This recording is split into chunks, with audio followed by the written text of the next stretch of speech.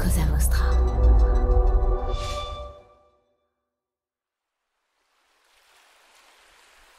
Bonjour à toutes et à tous, j'espère que vous passez un bel été, que vous soyez restés à Paris pour assister au JO, que vous les regardiez à la télé ou vous ayez fui la capitale pour en profiter. Alors qui dit été dit pause estivale pour Mediarama. Après plus de 200 épisodes, je pense qu'on l'a bien mérité et donc j'en profite pour vous proposer de découvrir ou redécouvrir certains épisodes sortis cette année que je trouve intéressant de remettre en avant. Cette semaine, on part à la rencontre de Politico en Europe, représenté par son VP Product, Max Leroy. Un épisode assez technique qui explore la stratégie multiproduit de Politico, son SaaS B2B, la création de la newsletter China Watcher, l'utilisation de l'IA générative pour leurs vidéos. Bref, un épisode dense avec plein de belles découvertes que je vous invite à découvrir. Et bien sûr, si vous avez aimé cet épisode, n'hésitez pas à le partager autour de vous. Bonne écoute. Bonjour à toutes et à tous et bienvenue dans ce nouvel épisode de Mediarama.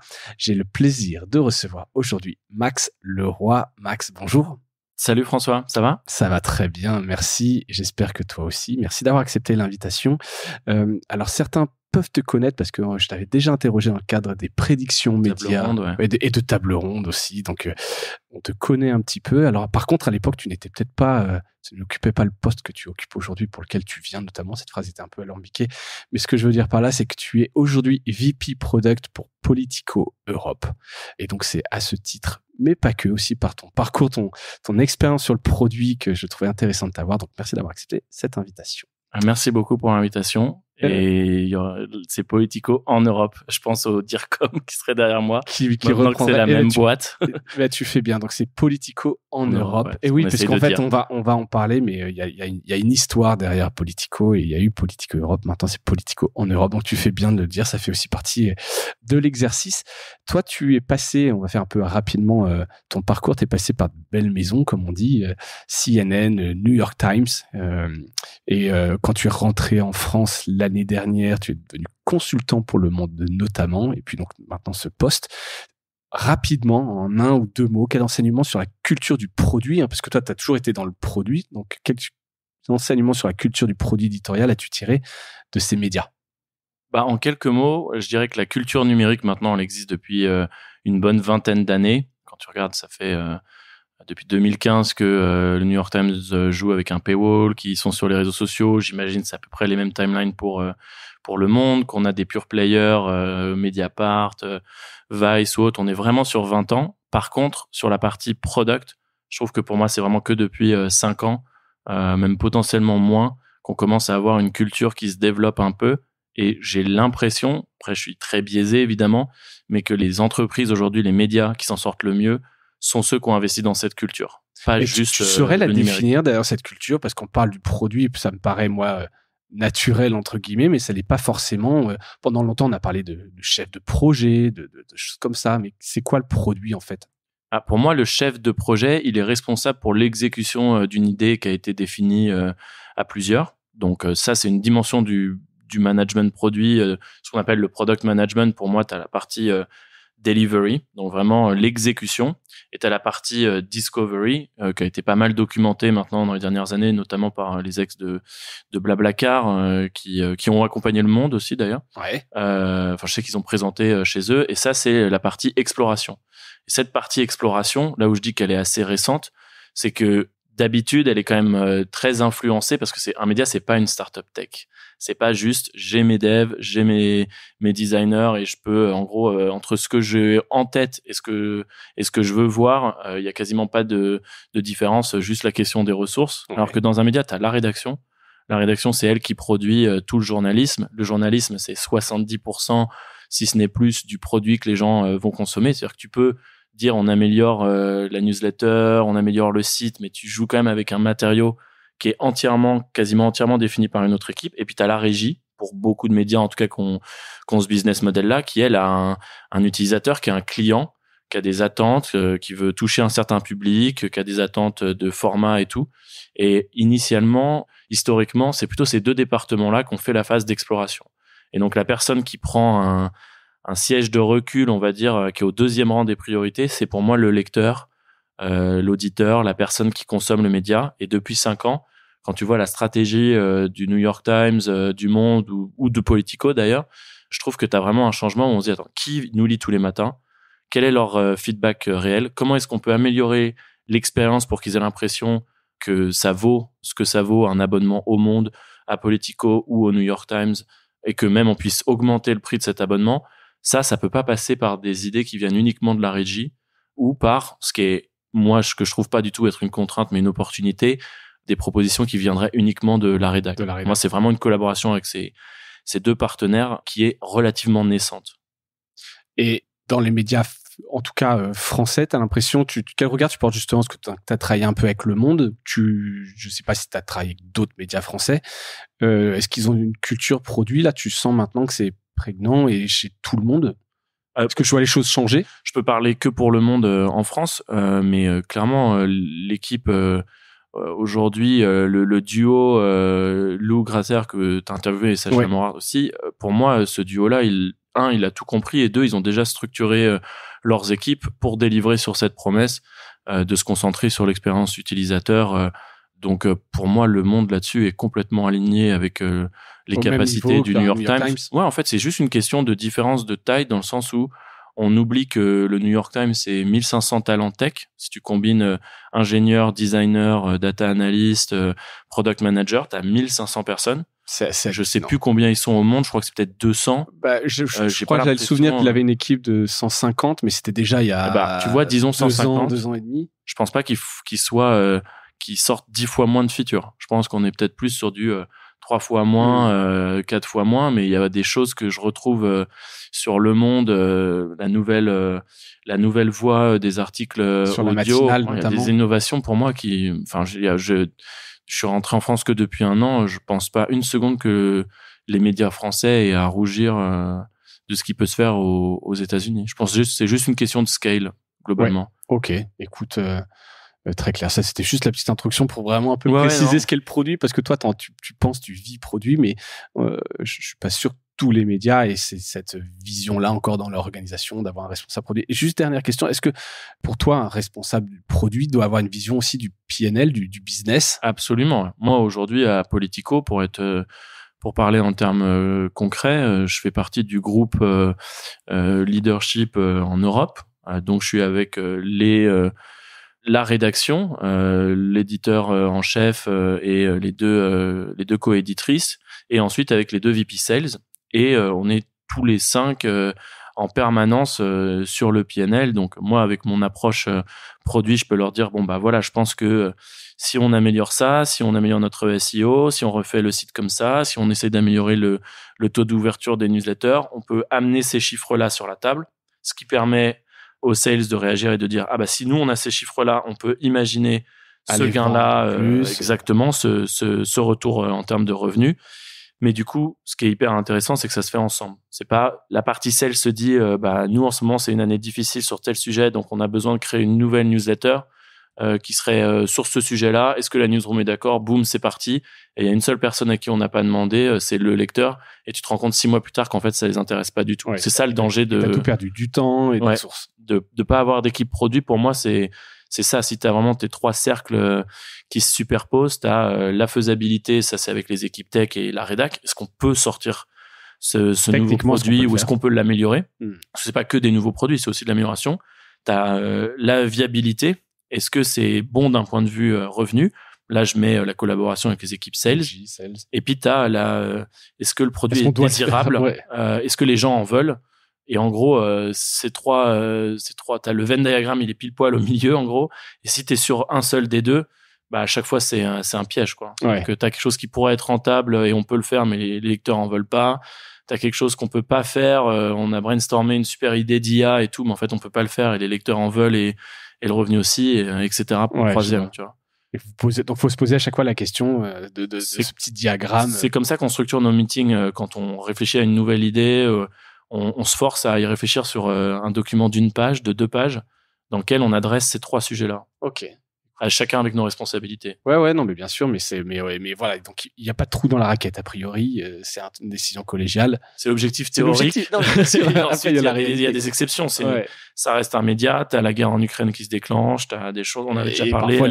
Et puis des fois l'exécution est pas aussi bonne que tu l'avais imaginé. Parfois, voilà, t'as la guerre en Ukraine, donc les annonceurs sont frileux. Enfin, il y a plein de sujets, mais en tout cas, c'est des causes plutôt exogènes a priori. On revient sur c'était plus ton parcours, mais c'était intéressant un peu de poser en préambule un peu sur le produit parce que t'es VP Product, ça parle pas forcément encore à tout le monde. Je sais pas si quand tu dis à tes parents t'es VP Product. Mes parents, ça fait 15 ans que j'essaie de leur dire que tu vois, j'ai commencé en tant que designer. C'est déjà pas très clair, designer UX. Ouais, déjà. Ça a expliqué. Ouais. Donc, là, produit, pour être tout à fait honnête, j'ai un peu abandonné. Et alors, tu dis quoi, t'es chef de projet? Je dis que je bosse en média et que je suis pas journaliste. Et voilà. Du coup, ils se disent, OK, ça doit être dans les équipes business et pour l'instant, ça suffit. Ouais. Bon, très bien. Je connais un petit peu ce genre de problématique des trucs de génération, j'imagine. Politico, en bref, alors on connaît, comme je disais, j'ai un peu découvert en préparant, on connaît sans connaître Politico. Est-ce que tu peux me faire l'histoire en quelques phrases, parce que de Politico en Europe, donc maintenant qui était avant Politico Europe, quand est-ce que ça a été créé, un peu l'histoire rapidement pour qu'on puisse comprendre. L'histoire de Politico, elle est hyper simple, c'est un média qui se lance avec une équipe minuscule au début en 2007. Donc, tu es dans l'année de campagne... Aux États-Unis. Ouais, aux États-Unis, pardon. Tu es dans l'année de campagne des présidentielles de 2008. Donc, tu es dans la primaire démocrate où Barack Obama va émerger et ensuite où il va se faire élire en 2008, premier mandat. Moi, c'était vraiment la phase que je suivais le plus à cette époque-là. Et je suis allé ensuite aux États-Unis 2 ans après. Donc, j'avais commencé à entendre parler de Politico à cette période-là. Et ils avaient une manière de traiter l'info complètement différente. C'était newsletter, un email tous les matins, un ton très très informel. Enfin, ce qu'on retrouve aujourd'hui d'ailleurs dans Playbook Paris, pour ceux qui lisent Playbook Paris de Politico en France. Vous avez gardé cet esprit-là. Ouais, complètement. Aujourd'hui, le ton Politico, c'est quelque chose dont tous nos lecteurs parlent et qu'on tient à garder, parce que c'est aussi une approche différente de l'information, du traitement de l'information. Et en 2000, donc bon, ça évolue, ça devient un peu moins une start-up aux États-Unis et un plus grand groupe. Pour donner une idée, aujourd'hui, ils sont 1000. Donc, entre 5 en 2008 et 1000 aujourd'hui, ils ont eu un peu toutes les étapes. Une étape importante, c'est 2015. Axel Springer, qui est du coup un conglomérat média allemand, basé à Berlin, crée Politico Europe avec l'aval de Politico US et avec un deal spécifique. Mais en gros, il crée cette entité. Mais les deux entités sont complètement séparées. Et quand on est séparés, c'est pas les mêmes actionnaires, donc il n'y a pas forcément d'échanges, lignes éditoriales différentes. Au-delà du deal qui sont pu trouver, j'imagine que tu fais pas n'importe quoi quand tu prends le nom, mais grosso modo, 2 entités séparées. Complètement. Ça, c'est 2015 jusqu'à 2021. 2021, Axel Springer rachète Politico US. En plein Covid. En plein Covid, ouais, exactement. Et du coup, depuis 2021, ils ont commencé par le racheter. Le rachat devient officiel. Ils embauchent une CEO globale, donc qui démarre fin d'année 2021. Donc aujourd'hui, fin d'année 2023, ça fait que 2 ans qu'on a un leadership commun aux deux entreprises. Qui est basée où ? Elle est basée à Washington. Ouais. Et elle est basée à Washington. On a 2-3 rôles globaux maintenant, CTO, Chief Data Officer, qui sont basés à Washington. On va avoir... moi, je croise les doigts. Je continue de croiser les doigts pour qu'il y ait 1 ou 2 rôles globaux qui soient aussi basés en Europe, à Bruxelles. Et c'est dans les plans. Mais du coup, en toute honnêteté, on est en train de créer cet ADN commun de A à Z, parce que c'est 2 boîtes qui n'avaient rien en commun. Et c'est pas une acquisition un peu traditionnelle où tu as une boîte qui est plus grosse qu'un autre. C'est le petit qui rachète son grand frère un peu quelque part. Alors via Axel Springer. Tout ça est un peu pas commun, effectivement. Pas commun. Et c'est un gros deal. J'ai vu sur Internet $1 milliard a priori. On parle d'une grosse acquisition pour Axel Springer, enfin qui en a les moyens. Mais donc, et tu dis 1000 personnes aux US, combien en Europe ?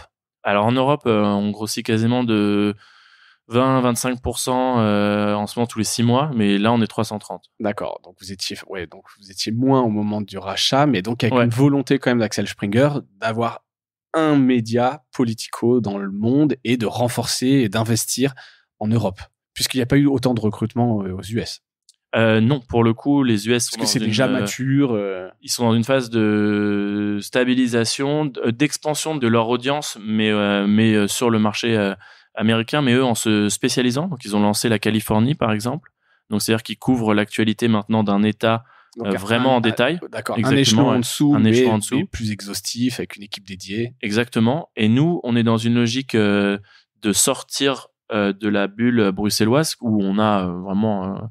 Enfin, tout le monde nous connaît pour le coup vraiment à Bruxelles. C'est un média dans ce sens-là qui va être très spécialisé. Mais avec le Brexit, on a commencé à couvrir le Royaume-Uni de manière séparée. Ça a été un succès. Donc aujourd'hui, il y a une équipe de 50 personnes. Ils étaient 30 il y a encore 6 mois et ils vont être probablement 70, 80. Que sur le UK. Que sur le UK. Sur 350. Donc c'est quand même... Ouais, ça c'est monte costaud. très rapidement au UK. Ouais. Là, on l'a annoncé, on va lancer en Allemagne en dédié. Et en France, on est pile poil entre les deux. On a déjà lancé. On a Playbook Paris qui est notre, je dirais, la newsletter gratuite, grand public, qui est toujours le produit phare de Politico. Et on a déjà une première verticale Paris Influence, qui est une première verticale pour Politico Pro, notre système d'abonnement B2B. Mais par exemple, on en a déjà 12 ou 13 pour l'Union européenne à Bruxelles et on en est déjà 4 ou 5 en Angleterre, pour te donner une idée. Et on n'en a aucune pour l'instant en Allemagne. En Allemagne, tout est à faire. Tout est à faire, ouais. Donc ça investit, ça recrute, c'est impressionnant, quoi. Ça va vite. C'est l'objectif sur les 2 prochaines années, ouais. De vraiment être plus spécialisé dans les États pour Politico US et dans ouverture de bureaux. Ah oui, à chaque fois, il y a des équipes locales. D'accord, il y a des équipes locales. Toi, tu es basé à Bruxelles pour le moment. Moi, pour le moment, je suis basé à Nantes, ce qui n'est pas très pratique. Donc je fais de l'aller-retour à Bruxelles toutes les semaines. Mais je vais m'installer à Bruxelles. Mais le directeur design qu'on a recruté, par exemple, il est basé à Berlin. On a ensuite 4 product managers à Bruxelles, moi un peu nomade et un product manager à Londres. Donc, mon équipe, personnellement, elle est assez distribuée. D'accord. Ce qui me va très bien. On essaie de se retrouver une fois par trimestre en physique à Bruxelles. Ouais, ce qui est bien. Et les cadeaux de monétisation, le modèle, on est sur des modèles d'abonnement plutôt chez Politico. Ouais, on est sur des modèles d'abonnement. Ce qu'on offre pour Politico Pro, aussi au-delà de l'abonnement, pour que les gens se disent pas c'est que articles. En gros, c'est par système de vertical. Donc on a Politico Pro agriculture et food, mobilité, cybersécurité, énergie et climat. Enfin voilà, on en a plein. Santé, finance, etc. Ce qui va intéresser les personnes qui vont être intéressées par ces verticales, ça peut être des députés, des personnalités politiques sur le sujet et leur staff. Des lobbyistes qui ont des clients et qui veulent savoir ce qui se passe pour pouvoir mieux l'influencer, et des départements d'affaires publiques, donc qui sont dans les entreprises et qui eux essayent de comprendre ce qui se passe, pareil pour participer à la conversation législative. Et en fait, pour toutes ces verticales, du coup, on a une newsletter le matin qui est plutôt une lecture de 10-15 minutes que de 3 à 5 minutes. On n'est pas du tout dans un objectif de condenser, de résumer, c'est plutôt dans l'exhaustivité, limite. Ouais, on a tous les scoops, c'est ce qu'on appelle Politico Pro Scoop, tu vois, c'est de savoir exactement ce qui se passe dans cette branche et c'est indispensable pour tous nos utilisateurs. Et ensuite, ils ont accès à la plateforme Politico Pro, qui est une plateforme d'intelligence législative où tu retrouves des articles supplémentaires en plus de la newsletter, parce que des fois, il y a des infos qui peuvent tomber à 14h, à 16h. Et nous, la newsletter, c'est 7h du matin, tous les matins. Elle est finalisée par les équipes à 2, 3, 4h du mat. Ça dépend de l'actu. Mais si tu veux des news en temps réel, tu vas sur le site et tu as les dernières news. Exactement. Et en plus de ça, tu as toutes les infos qui peuvent être disponibles de manière publique, mais jamais au même endroit. C'est-à-dire que nous, maintenant, sur Politico, tu peux suivre n'importe quel amendement du projet de loi numérique, par exemple, en France, avec tous les amendements, qui les vote, tous les députés. Tu peux taper Raphaël Glucksmann, par exemple. Tu verras, il apparaîtra parce qu'il est député Union européenne, mais aussi parce que c'est un homme politique en France. Et qu'est-ce qu'il a fait dans le cadre de ces deux choses-là? Tu ne l'aurais pas si tu vas que sur le site de l'Assemblée nationale ou sur le site du Parlement. Donc vous essayez en fait d'être aussi un centre de documentation de ressources quelque Exactement. part. Avec des fonctionnalités actives, on va dire, pas que de la consommation passive, mais des alertes.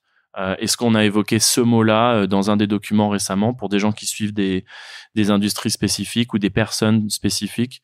Donc ça c'est ce qui justifie qu'on a des abonnements qui sont pas du tout des abonnements pour le coup B2C, puis on a aussi moins d'abonnés qu'on les compte pas en millions. Évidemment. Mais par contre, on n'est pas sur des abonnements à 10 euros, 100 euros, même 1000 euros, quoi. Il n'y a pas une offre à 1 euro par jour. Non. Pas encore. D'un café, non. Ça, c'est pas votre truc. Non, évidemment, on est sur des presse spécialisées, de niche, exhaustive. Ouais. Et avec cet accès à la plateforme. Avec un accès à la plateforme. Très clair. Donc, quelque part, vous le connaissez un peu, votre marché. Vous n'avez pas ce côté mass market où en termes de marketing, c'est forcément un peu différent. Ta liste, elle est un peu connue, la liste des prospects. Alors, sur Politico Pro, oui, elle est connue. Justement parce que quand on parlait de ces 3 cercles au début, quand on lance une nouvelle verticale, on a regardé, avant de la lancer, les clients dont on pense qu'ils peuvent être acheteurs et avec des calculs assez basiques. On pense qu'on peut en atteindre 10, 15 ou 75% parce que c'est ultra niche et qu'ils auront tous besoin de cette verticale. Et du coup, on peut se décider tous ensemble avec la rédac et avec Product de le lancer. Donc, de ce côté-là, c'est hyper connu. Sur la partie grand public, parce que Politico, c'est aussi politico.eu, et ça, c'est un site sans paywall, sans rien, donc toute l'info est accessible gratuitement. Et ça, on est sur une logique de, nous on dit politically obsessed, que je traduirais par passionné de politique, ça peut être pour leur boulot ou pas, mais on est plus sur le lecteur du Monde qui est abonné à la newsletter politique du Monde. D'accord. Déjà un peu plus averti. Il est averti, ouais. Mais c'est un amateur éclairé, on va dire, mais c'est pas un professionnel qui en dépend et qui doit s'informer et qui doit s'abonner. Exactement. Et là où je le différencierais justement de Der Spiegel, du Monde, d'El País, c'est que nous on a vraiment un traitement pan-européen qui est vraiment, enfin voilà, on couvre toute l'actualité européenne. Ce que pas par un prisme d'un pays, ce non. qu'on peut avoir. Tu parles de tous ces médias quotidiens nationaux qui sont des très grands quotidiens nationaux et qu'ils traitent pour ce qui est, voilà, pour l'Espagne, pour l'Allemagne, la France, etc. Exactement. Et il y a des choses qu'on fait qui sont un peu uniques à nous. On a une section du site grand public qui s'appelle Poll of Polls, donc le sondage des sondages, qui est l'agrégation de tous les sondages sur toutes les élections en cours en Europe.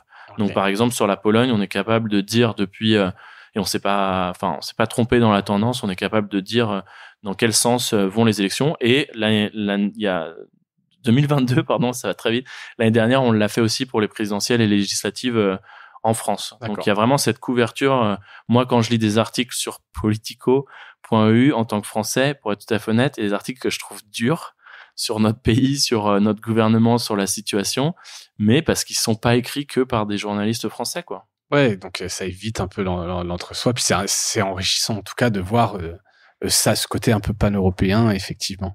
Et le modèle là-dessus, c'est la publicité. Le modèle là-dessus, c'est la publicité. Il n'y a pas de lien des gens que vous allez prendre par la main pour les faire s'abonner, etc. Il y a pas de. C'est vraiment 2 business distincts. C'est 2 business distincts dans le sens où en pourcentage, on serait pas sur des taux de conversion on serait pas sur des taux de conversion d'un Le Monde ou autre, sur une logique, tu vois, de se dire, ah bah s'il y a tant de visites, je peux en convertir tant à un abonnement à 15 euros. Nous, il y a une différence énorme. Mais par contre, quand on a certaines personnes qui vont s'abonner à une newsletter gratuite sur le site, on peut savoir si potentiellement ça peut être un prospect pour Politico Pro, selon s'ils s'abonnent. Selon ce qu'ils s'abonnent. Exactement. Etc. Donc vous regardez ça quand même un peu. Donc, mais c'est plus manuel comme travail. C'est-à-dire qu'on a des équipes de vente qui sont, si tu veux tester Politico Pro, tu dois passer par un appel. On donne pas accès à la plateforme comme ça, tu vois, juste sur un email et une création de compte avec un essai gratuit pendant 15 jours. C'est plus... beau quand même, tu vois, non mais... C'est beaucoup plus manuel, mais ça marche beaucoup mieux. Ah oui, grave, ils sont sur les bureaux à côté et je vois bien que... Et là, tu as le numéro du mec, tu sais, tu peux lui parler et ça devient un vrai prospect que tu connais comme un sales à l'ancienne, quelque part. Ouais, exactement. Et bah écoute, les sales à l'ancienne, ça marche bien quand même. Mais grave. Non, moi, je revendique ça. Si on parle un peu de toi, dans ton périmètre, c'est quoi le ou les produits dont tu t'occupes ? Bah tous. C'est-à-dire que en Europe, moi je suis responsable Politico Pro et Politico Grand Public.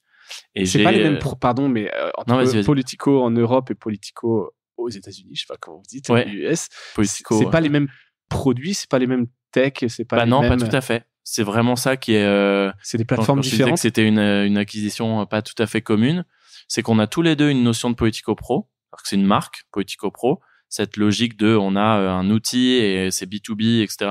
Mais elles ont été développées sur des stacks complètement différentes, elles font des choses différentes, elles ont des fonctionnalités similaires mais jamais identiques.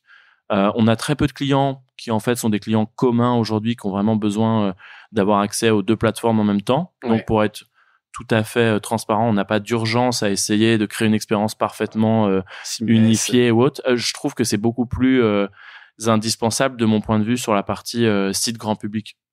Parce qu'aujourd'hui, on couvre tellement bien l'actualité politique mondiale, du coup, maintenant, ou en tout cas transatlantique à minima. Ça a du sens d'avoir des ponts entre tous ces articles. Exactement, que ce soit pour le SEO, etc.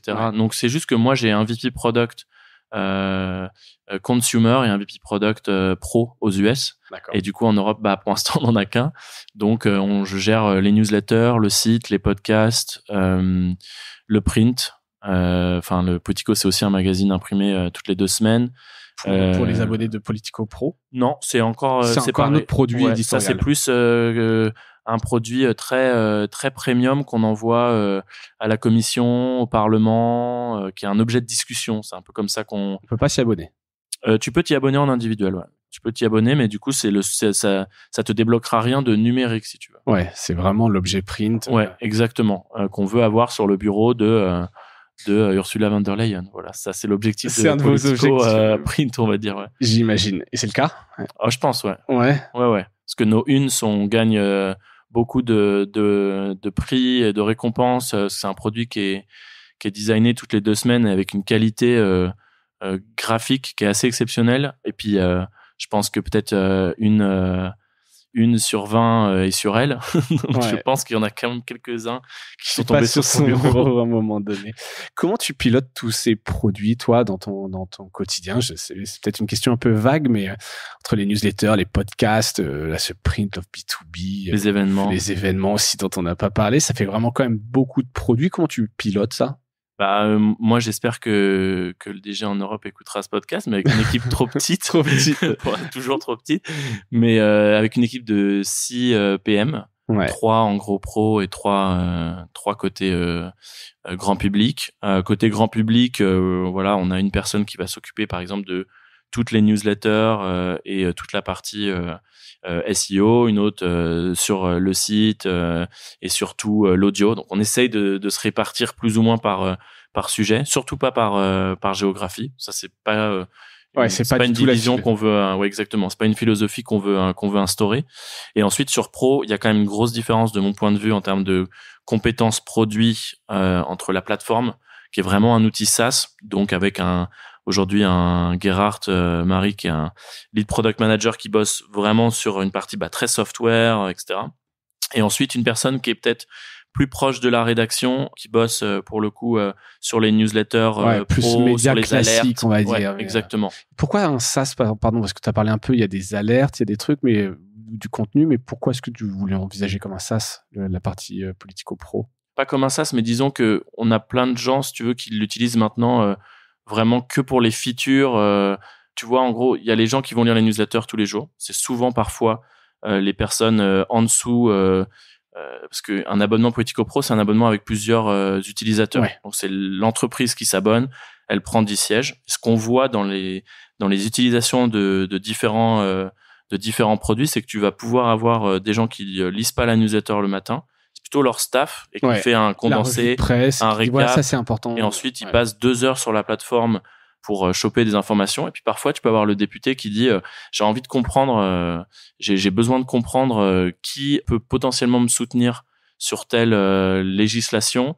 Est-ce que tu peux aller regarder qui a voté dernièrement? Il y a un vrai travail sur la plateforme, dans ces cas-là, de documentation, etc. Plus que lire. Et on est capable articles. de mettre un prix sur la plateforme dans notre logique. On vend tout d'un coup. Quand tu es abonné Politico Pro, tu es abonné au journalisme quotidien, etc., que je ne mettrais pas dans la catégorie, entre guillemets, SaaS.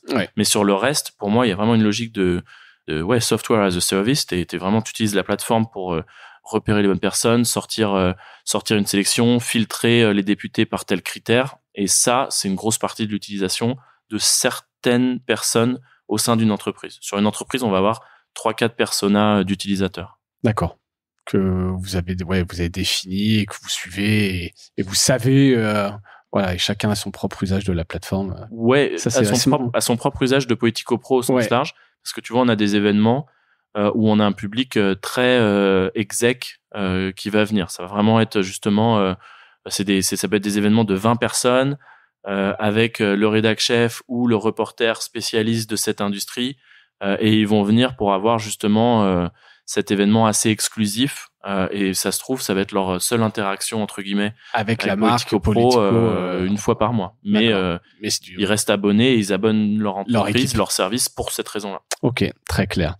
Comment vous gérez un peu, je saute du coq à l'âne, mais c'est donc une audience plurilingue, en tout cas Politico Europe, parce que je pense que cette truc-là, aux États-Unis, ça doit complètement leur passer au-dessus de la tête. Ça leur passe au-dessus, ouais. mais vous, c'est quand même très particulier. Et d'ailleurs, c'est marrant, c'est qu'il y a, alors je me suis peut-être trompé, mais il y a pas d'allemand encore pour le moment. On peut pas. Non. Alors que ça appartient à Axel Springer, donc je pense que ça les démange un peu. Mais c'était pas ça ma question, c'est comment tu fais pour cibler une audience plurilingue et comment tu prends en compte les différences culturelles qu'il peut y avoir. C'est jamais facile. Qu'est-ce que ça te donne comme contrainte, toi, au quotidien? Déjà, sur la question de la démangeaison d'Axel Springer, on lance Playbook en janvier. Là, en janvier, je peux t'assurer que c'est avec vraiment de manière accélérée, mais ce qui est super parce que ça fait absolument sens. Depuis le Brexit, maintenant, on a quand même 2 capitales qui gèrent l'Europe, c'est Paris et Berlin. Quand elles sont d'accord, tout se passe bien. Quand elles sont pas d'accord, tout devient très compliqué. Et donc, c'est indispensable. On a Playbook Paris, c'est indispensable d'avoir Playbook Berlin qui soit ouvert. Donc ça sera janvier. Et ensuite, sur la difficulté au quotidien, en fait, on a une difficulté de jouer dans un territoire où on a des acteurs nationaux qui sont en français sur des recherches Google en français faites depuis une IP français, donc ils sont très très bons en SEO. Et nous, on a du contenu niche qui est parfois, de mon point de vue, un contenu par rapport à ce que je te disais plutôt un peu plus compétitif sur le sujet, parce qu'on prend le point de vue d'autres pays. Mais un contenu en anglais qui fonctionne pour tout le monde, c'est pas simple. Donc, on est en ce moment en train d'explorer. On a pas mal d'articles qu'on traduit en français. On a pas mal d'articles qui sont écrits en français dès l'origine par notre rédaction à Paris. Ouais. Et moi, j'essaye en ce moment de trouver des ponts avec l'IA pour qu'on soit jamais sur de la traduction automatique en termes de publication. Mais on est capable quand même d'avoir un bon brouillon à 80-85%, alors qu'il y a 10 ans, si tu réfléchis, il fallait vraiment que quelqu'un démarre de A à Z en écrivant chaque mot. Et ça a quand même sacrément évolué. Exactement. Et ça, on veut amener progressivement. On veut que nos rédactions soient capables de bénéficier de ça, si tu veux, en étant capables d'écrire dans une langue, parce qu'ils ont couvert le sujet dans telle langue d'abord, à Bruxelles en anglais, à Paris en français, et ensuite d'avoir un premier brouillon qui est traduit automatiquement et d'avoir des rôles spécialisés qui seront sur de la relecture, qui eux sont bilingues, traducteurs, qui peuvent le sortir dans plusieurs langues. C'est comme ça qu'on peut gagner de manière compétitive sur la recherche et autres, parce qu'on pourra pas être compétitif en permanent que sur l'anglais. Je crois que c'est Le Monde qui travaille aussi un peu comme ça avec de la trad automatique. J'ai cru voir passer un article où ils expliquaient que au début... Pour Le Monde in English. Pour Le Monde in English. Ah, c'est possible, ouais. Ouais, j'essaierai de creuser un peu le sujet. Et j'avais noté cette question et je crois que tu as répondu. Donc la stratégie est il n'y a pas de pont sur le produit entre Politico US et Politico sur la partie sur la partie pro, non, pas vraiment. Mais, sur la partie grand public, si on est toujours en train de réfléchir. Pour te donner une idée, on couvrait la Chine avec une newsletter dédiée de chaque côté, avec un nom différent, en tout cas au moment de l'acquisition en 2021. Et aujourd'hui, on a créé China Watcher, qui est du coup une newsletter qui sort le mardi et le jeudi, qui est écrit à 4 mains, enfin 8 mains, et qui du coup, tu peux t'y abonner des deux côtés. Et c'est ce qu'on appelle un produit global. Maintenant, on essaye d'avoir cette nouvelle case où on se dit, à chaque fois qu'on réfléchit à une nouvelle idée, on essaye de se dire maintenant dès le départ, est-ce que c'est fondamentalement continental, Amérique du Nord ou Europe, ou est-ce que ça fait sens pour nos lecteurs ou auditeurs, parce qu'on a un podcast pareil qui est maintenant un podcast transatlantique. Est-ce que ça fait sens que ce soit une aventure en commun? Ça, sur la partie nouveau lancement, et sur la partie produit pur, site web, SEO, enfin, on essaie d'échanger. Et ça se passe bien. Ouais, sur cette partie-là, c'est. Il n'y a pas de vieille rivalité, de concurrence ou de choses comme ça. Non, en toute honnêteté, ils ont beaucoup plus de trafic que nous.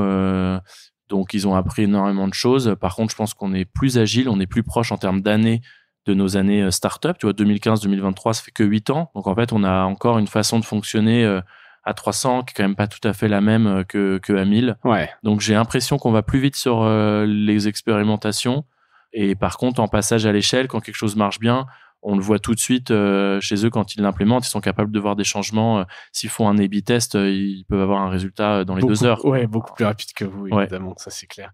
En parlant d'expérimentation, est-ce que vous avez testé des trucs autour de l'IA? Tu vois, on parlait un peu de traduction. C'est une forme d'IA, la traduction aussi. Ah, absolument. Mais sur l'IA générative, je sais qu'Axel Springer, à l'échelle du groupe, il y a eu des annonces. Ils en ont fait une priorité pour travailler avec des équipes. Est-ce que vous l'intégrez dans le produit? On l'intègre et 2, on explore. Mais en plus, sur ton point, je crois que c'est Olivier dans l'interview que tu as faite. Olivier Martinez. Ouais, voilà, pardon, j'avais oublié le nom. Et à un moment, il disait, voilà, l'IA, c'est assez large. Faut pas oublier qu'il n'y a pas que l'IA générative.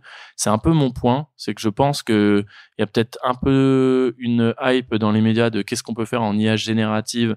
Clairement. Et peut-être qu'il n'y a pas grand-chose. Enfin, je serais pas très étonné si la réponse dans 2 ans, c'est qu'en fait, vraiment générer du contenu de A à Z, c'est peut-être pas ce que les gens recherchent. Ou en tout cas, je trouve que les exemples, en toute honnêteté, aujourd'hui, c'est plutôt du scam. Enfin, des choses qui sont générées pour topper le SEO, etc. Enfin, des choses assez inquiétantes.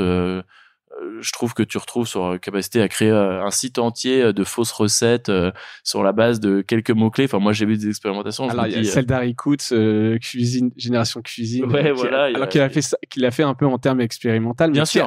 Très intéressant, ce site. Exactement. Mais je sais pas si, par exemple, c'est ce que les lecteurs cherchent, en tout cas dans notre domaine de la poétique pure et du législatif. Par contre, si on réfléchit en termes d'intelligence artificielle, la capacité à traduire un texte en 10 secondes, en tout cas d'avoir un énorme brouillon en 10 secondes, pour nous, c'est magique sur un média qui se revendique être un média européen. Pareil sur le speech to text, je te donne un exemple. Aujourd'hui, on récupère énormément de données qui est disponible publiquement, comme je te disais, mais c'est publié souvent le lendemain. C'est-à-dire que tu as le compte-rendu de l'Assemblée nationale. Ouais. Au Royaume-Uni, ça s'appelle Business Order Paper. C'est ce qui se dit dans la House of Lords, House of Commons. C'est publié le lendemain. C'est toujours un peu édité, parce que la personne qui tape, elle voit quelqu'un bredouille, elle édite.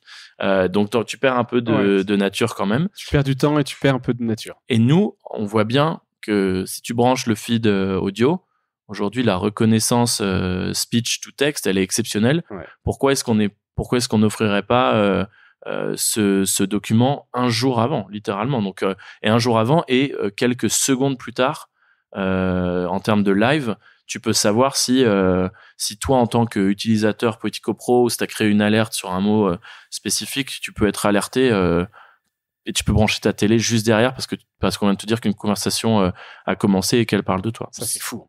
Donc, c'est pour ça IA à 100%, IA génératif, pour l'instant, pas d'exemple évident, on va dire. Ok, bah écoute, c'est une bonne réponse parce que tout le monde se pose la question. Et après, Axel Springer, ils ont tellement de médias que pour certains, ça se justifie. Oui, ils ont du très très grand public. Voilà. Ils ont des fois des publications avec des contenus à faible ou moindre valeur ajoutée. Donc, il y a plein de choses, effectivement, où ça peut avoir du sens d'utiliser, ou au moins de tester l'IA générative pour la création de nouveaux produits. Tu peux créer de la valeur.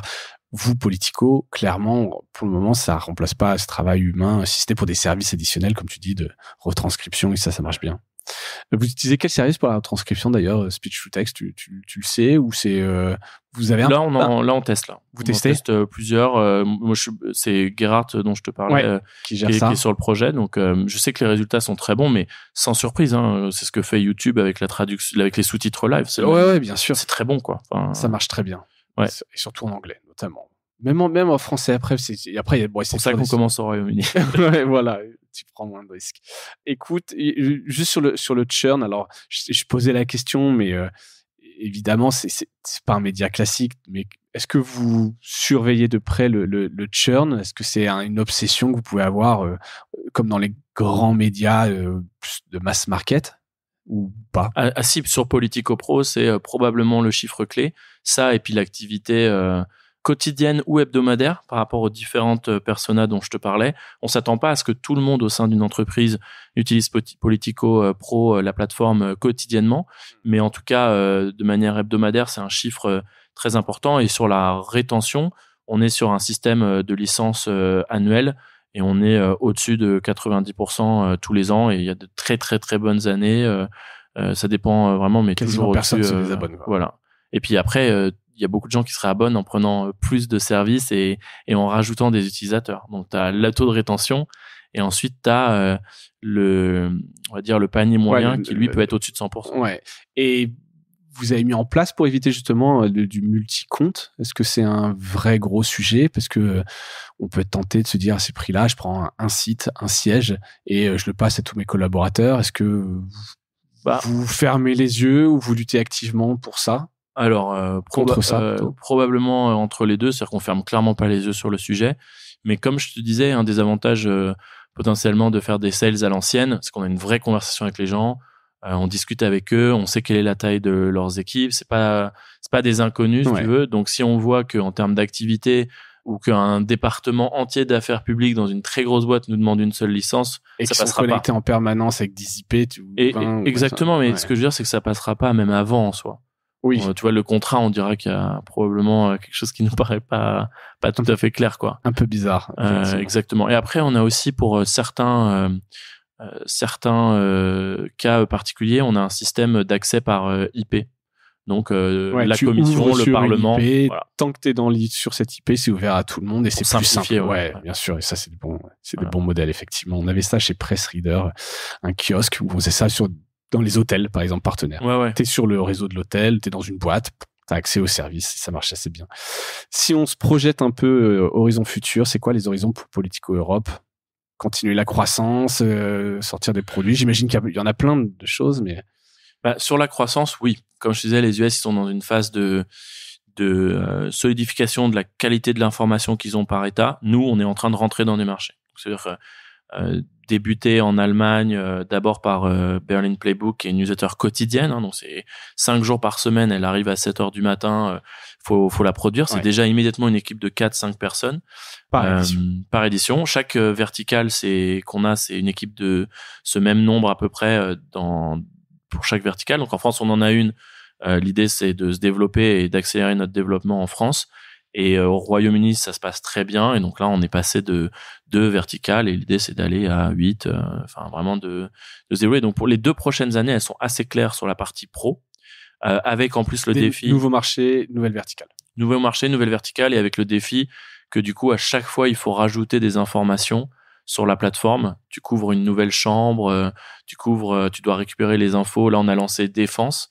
Il faut qu'on récupère les informations qui sont disponibles sur le site de l'OTAN, sur plein de les communiqués de presse, etc. Donc, chaque verticale, elle implique quand même un travail technologique produit derrière, au-delà de la newsletter, qui, elle, peut réutiliser le même format que les newsletters. Oui, et c'est plus là du contenu humain, alors que là, il y a quand même un peu un enjeu d'aller chercher les sources, les nettoyer, etc. pour faire un truc un peu exploitable et lisible. Et sur la partie grand public, moi, je me donne 2 gros défis. Un premier défi qui est sur l'engagement autour de nos newsletters, parce que on en a énormément, elles ont beaucoup d'abonnés, elles sont très lues pour les personnes qui les lisent. On sait à quel point, encore une fois, on est sur une niche, on n'est pas sur quelque chose de très grand public. Nous, quand tu dis grand public, c'est déjà des gens qui sont avertis, comme tu disais. Je veux vraiment qu'on implémente un maximum de bonnes pratiques sur certaines choses. Je trouve que nos newsletters sont un peu dans un format un peu âgé, sur le cleaning des listes, tout ça. Tu vois, la dimension produit, pour moi, elle doit venir dans les newsletters, pas sur le contenu, mais sur comment est-ce qu'on les améliore. Et sur le site, il y a un gros défi, c'est comment est-ce qu'on passe à l'échelle supérieure, parce que maintenant qu'on produit du contenu pour plusieurs pays, ton utilisateur un peu unique qui était à Bruxelles, il n'existe plus vraiment. Il faut que le contenu change. Il va être dans un autre langage. Dans plein de langages. Etc. Et donc, du coup, t'as exactement raison. Ça peut rester un seul produit. Tu veux dire un seul site? Ouais, un seul site. Alors, ce serait le même produit, mais ça peut. J'imagine que derrière, après, ça devient trop compliqué. Tu vois, trop usine à gaz en plein de langues. Moi, c'est les défis produits sur lesquels j'adore bosser et sur lesquels, avec Le Monde, on a pu réfléchir. Eux, ils avaient déjà lancé Le Monde in English, mais tu vois, il faut se poser les bonnes questions. À quel point c'est différent? Est-ce que c'est juste le langage? Est-ce que c'est la façon dont tu sectionnes ta home? Là, c'est exactement les questions qu'on se pose. Comment est-ce qu'on passe de l'édition française à l'édition du coup Europe, parce que c'est pas une édition bruxelloise, c'est pas le pays, non. C'est juste le fait que le traitement des infos est plus lié à l'UE que à la France. Donc l'édition française, c'est une édition française. Et après, tu disais, il y avait les US aussi, français. c'était un peu la même plateforme. C'est ça pour le site grand public? Ouais. Ça existe un grand site comme ça, pardon, c'est peut-être une question con, mais international dans plein de langues, avec d'un côté des choses très pointues sur la Californie. Quoique non, la Californie, c'est plus sur la version Politico Pro. Mais en tout cas, c'est pas évident, quoi. Non, je pense que, enfin, je vais surtout pas dire que ça existe pas, parce que je suis quasiment sûr qu'il y a un exemple. En termes d'exemples très connus, tu regardes le Guardian et New York Times, c'est qu'en anglais, mais ils ont un peu défini pas mal de bonnes pratiques sur le passage d'une édition à l'autre. Et je trouve que je trouve que sur le New York Times, ça change pas beaucoup si tu passes de Canada à international, à États-Unis. Je trouve pas qu'il y ait une différence majeure. Alors que si tu vas sur The Guardian, tu vas vraiment avoir une logique. Quand tu vas sur Australie, Royaume-Uni, US, tu vois bien vraiment que énormément des news de la home changent, etc. Donc nous, on a ce même défi en termes d'UX. Et en plus de ça, on a quand même un défi de langue qui est pas simple. Donc on se fait accompagner par une agence SEO pour aussi réfléchir avec intelligence à ce défi qui est un peu unique. Je dirais pas qu'on est les seuls, mais non, mais c'est pas commun. Non, clairement pas, non. Je pense qu'il y a plein de choses à inventer et qu'il n'y a pas la bonne recette qui existe pour le coup. Ouais, parce que si tu vas sur la page aujourd'hui France, une page France, elle n'est pas que en français, non, il y a plein d'articles en anglais. Exactement. Ce qui est bizarre d'ailleurs, au début tu dis est-ce que ça a marché, et qui sont pas écrits par les mêmes personnes. Donc en fait, il y a des articles sur la page France que tu as pu voir qui sont écrits par la rédac France parce qu'ils viennent d'avoir une info, ils seront forcément les plus pointus sur ce sujet-là. Et tu peux avoir un article qui est écrit du point de vue de l'Union européenne sur pourquoi la France est têtue sur telle loi et se prend la tête avec les Allemands, qui a été écrit par contre par nos reporters à Bruxelles en anglais. Ouais. Donc en plus, c'est plus que juste une différence de langue de mon point de vue. Ce que je trouve hyper passionnant pour le coup, c'est que c'est aussi comment est-ce que tu peux être un... C'est des thèmes, quoi. En tout cas, il peut y avoir des points de vue différents, contradictoires. Question de point de vue. Dans la temporalité. Et nous, on veut faire vivre cette richesse dans les prochaines éditions, si on arrive à vraiment, d'un point de vue produit, travailler sur l'expérience utilisateur et la traduction. Je veux vraiment qu'on garde cette richesse de point de vue, parce que c'est ce qui fait le côté unique de Politico. Si demain on se concentre sur la page France en se disant pour faire simple, on garde que les articles écrits en français par la rédac française, tu perds tout. En fait, un peu, toute la richesse. C'est pas évident, c'est des beaux défis. Tu vas pas t'ennuyer. Non, a priori. Pour l'instant, c'est pas le cas. La dernière question un peu sérieuse. Est-ce qu'il y a un type de format ou de produit que tu penses qui pourrait être un relais de croissance? Je sais pas, on a cité plein de choses, mais bon, ça peut être le podcast, je sais pas. Est-ce qu'il y a des choses que tu te dis, là-dessus, en fait, ça peut être un gros truc, ça peut être un vrai relais de croissance? Moi, je suis beaucoup les épisodes que tu fais avec des invités sur les podcasts, parce que je vois bien qu'en fait, personne n'a encore trouvé la recette secrète. Je trouve que ça fait plus média juste pré-paywall, 1 ou 2 ans avant, où tout le monde expérimente un peu et trouve pas forcément. Tu vois, t'as Slate aux US qui commence à mettre ses podcasts derrière le paywall, mais les plateformes, Apple, Spotify, c'est quand même plutôt pour du podcast grand public. Enfin, c'est comme ça que donc pas derrière le paywall. C'est comme ça que les algorithmes te récompensent. Donc, en toute transparence, on a le même challenge. Comment est-ce qu'on positionne nos podcasts comme un produit à la même hauteur que les autres, qui peut avoir du revenu, qui peut nous permettre de continuer d'investir dans ce podcast, que ce soit pas que un objectif d'audience, parce que dans ce cas-là, oui, c'est bien, ça marche, mais derrière, quel est le potentiel?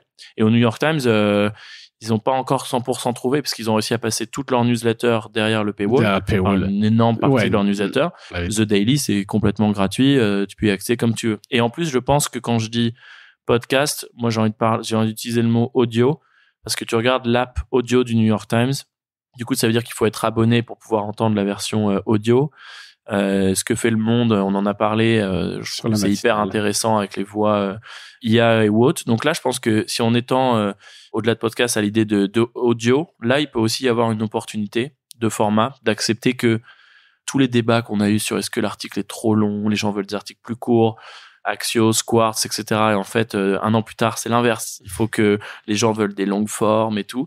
Ça se trouve, c'est ni l'un ni l'autre. C'est juste que les gens veulent pas lire potentiellement, ou qui veulent la même info mais dans un autre format. Et peut-être que l'audio est et une des fonctionnalités que tu peux mettre soit derrière un paywall, soit derrière un Reggie Wall, quoi. Juste le fait d'avoir au moins un compte. Ouais. Donc pour moi, là, il y a une question à laquelle j'ai pas la réponse. Et sinon, moi, j'en parle tout le temps, mais sur le top of the funnel, je suis absolument pas surpris par ce qui se passe avec l'effondrement du trafic qui vient de Twitter, des réseaux, de X, Facebook. Donc ça, pour moi, fallait réagir avant. Et les médias qui se concentrent à fond là-dessus, sur la rétention, les newsletters, le fait que les newsletters amènent du trafic au site et vice versa. Évidemment, beaucoup mieux. Beaucoup mieux. Donc je pense qu'il faut qu'on continue tous de travailler là-dessus, mais à marche forcée, quoi. Ouais, c'est un bon message à faire passer. La dernière question, c'est savoir si t'as un truc cool à nous partager. Donc ça peut être un peu plus léger. Évidemment, si tu me dis un truc de Politico, je n'accepterai pas. Parce que... Non. Alors, je vais redonner un exemple que j'ai déjà donné. Moi, je trouve l'expérimentation du monde autour des voix IA, je me dis, si c'est ça et que c'est déjà la première version, je trouve ça hyper intéressant. Ils ont fait ça avec Microsoft. C'est ce que j'ai vu, ouais. Son partenaire, Sacha Morar, m'expliquait un petit peu, non pas en off parce que je ne trahis rien, mais qu'ils ont bien travaillé avec Microsoft. Non, moi j'ai adoré. Assez chouette comment ils ont fait ça. Ouais, j'ai adoré l'épisode et Lou en a reparlé juste après. Et j'essaie vraiment de garder aussi à l'esprit côté produit que c'est la première version. Donc je trouve ça très encourageant pour ce que ça pourra être dans 2 ans, par exemple. Ouais. Ça se rapproche déjà beaucoup du podcast de mon point de vue. Ouais, carrément. Et ensuite, autre truc cool, sur un média au contraire plutôt print, qui est pas du tout dans les défis dont on a parlé. Moi j'en avais déjà parlé une fois de manière perso, mais la transition de Tétu, par exemple, tu vois, je trouve que pour moi il y a encore plein de choses à faire que je trouve passionnantes, mais au-delà du print. Mais déjà la digitalisation elle est plutôt très réussie, et moi j'attends un abonnement un peu intermédiaire où tu n'aurais pas besoin forcément du print, que je suis très content de recevoir, mais c'est tous les 3 mois, tu vois. Ouais. Mais quelque chose qui est un peu entre les deux, où et là c'est peut-être avec la casquette Politico que je parle, mais où il y aurait des infos un peu plus exclusives, tu vois. Je sais pas, peut-être qu'il faut que ça reste grand public, mais je trouve qu'en tout cas c'est très cool, et j'attends pareil l'étape d'après, quoi. Avis aux repreneurs, hein, puisque le groupe IO est en redressement judiciaire. Ouais, j'ai vu, mais je pense que c'est le groupe au sens large. C'est le groupe IO, ce sont des belles marques. J'espère qu'il y aura un repreneur, évidemment, parce que voilà, c'est des belles marques et ce serait dommage qu'elles partent. Clairement. Tu veux pas te lancer dans l'entrepreneuriat et reprendre Non. Non. Pour l'instant, il y a la campagne des élections européennes et les élections au Royaume-Uni l'année prochaine, donc j'ai clairement envie de les faire à Politico. Oui, et puis là, t'as quand même une sacrée roadmap à assurer. Tout ce dont on a parlé. Exactement. Écoute, Max, merci beaucoup pour ton temps et merci à toi pour l'invitation. C'était très cool pour cet éclairage sur Politico, et à toutes et tous, j'espère que cet épisode vous a plu et je vous dis à bientôt. Salut.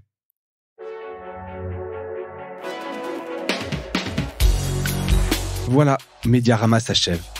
Si cet épisode vous a plu, n'hésitez pas à le liker et le partager. Et puis, si vous souhaitez être accompagné par notre agence Cosa Vostra, contactez-moi par mail mediarama@cosavostra.com. Portez-vous bien.